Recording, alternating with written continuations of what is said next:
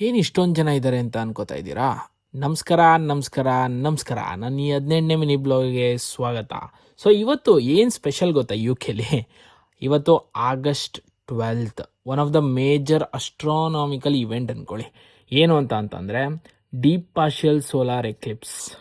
ಈ U K ಪೀಪಲ್ಗೆ ಏನಕ್ಕೆ special ಈ ಎಕ್ಲಿಪ್ಸು ಅಂತಂದರೆ, ಸಿನ್ಸ್ 1999 ಅದಾದಮೇಲೆ ಇದೇ ಡೀಪೆಸ್ಟ್ ವಿಸಿಬಲ್ ಆಗಿರೋ ಎಕ್ಲಿಪ್ಸು.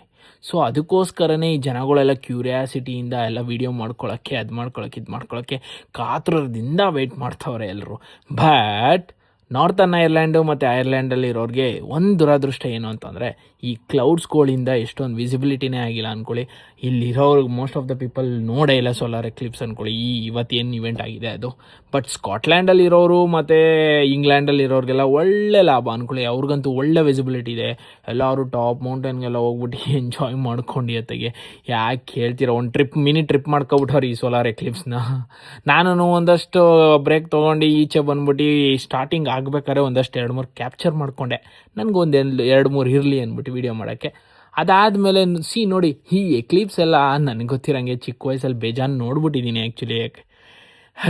ಯಾಕೆ ಕೇಳ್ತೀರಾ, 1-2 ಬೇಜಾನ್ ನೋಡ್ಬಿಟ್ಟಿದ್ದೀನಿ. ಬಟ್ ಇಲ್ಲಿರೋರ್ಗೆ ಯು ಕೆ ಪೀಪಲ್ಗೆ ಪಾಪ, ಅದು ನಾರ್ತನ್ ಐರ್ಲ್ಯಾಂಡು ಮತ್ತು ಐರ್ಲ್ಯಾಂಡಲ್ಲಿರೋರಿಗೆ ತುಂಬ ಪ್ರಾಬ್ಲಮ್ ಆಗ್ಬಿಟ್ಟೈತೆ.